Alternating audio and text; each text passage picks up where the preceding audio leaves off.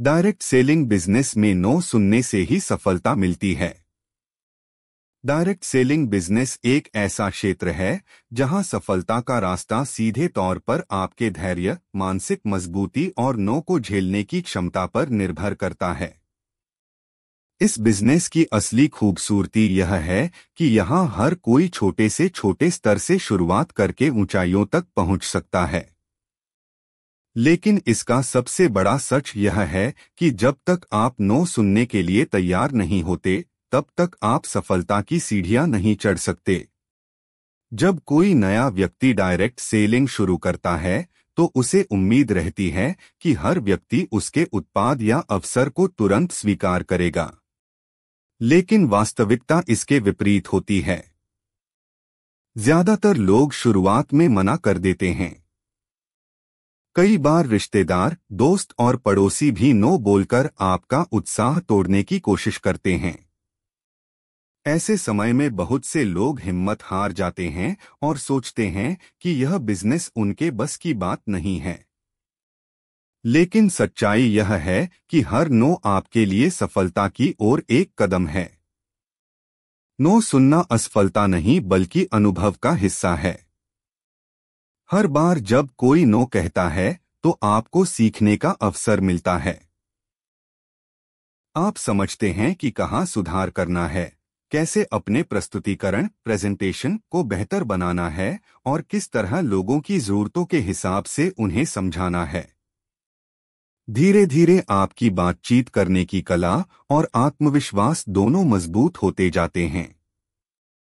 Direct selling में यह भी कहा जाता है कि अगर आपको 100 लोगों से नो सुनना पड़े तो उसमें से 10 लोग जरूर यस कहेंगे। यानी हर नो आपको उस यस के और करीब ले जाता है। जितना अधिक आप नो सुनेंगे, उतना ही जल्दी आपको वे लोग मिलेंगे जो आपके साथ जुड़ना चाहते हैं।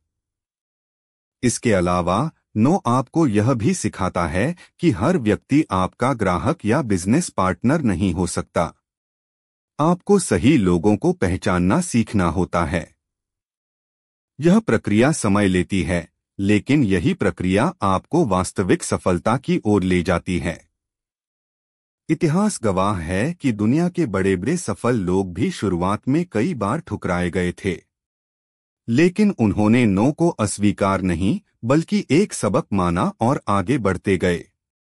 यही गुण डायरेक्ट सेलिंग में भी जरूरी है। इसलिए याद रखिए, डायरेक्ट सेलिंग बिजनेस में नो सुनना आपकी यात्रा का सबसे अहम हिस्सा है। यह आपको मानसिक रूप से मजबूत बनाता है, धैर्य सिखाता है और असली सफलता की ओर ले जाता है। जो लोग नो से डरते हैं, वे बीच में ही हार मान लेते हैं, जबकि जो लोग हर नो को चुनौती की तरह स्वीकार करते हैं, वही लोग अंततः बड़ी सफलता हासिल करते हैं।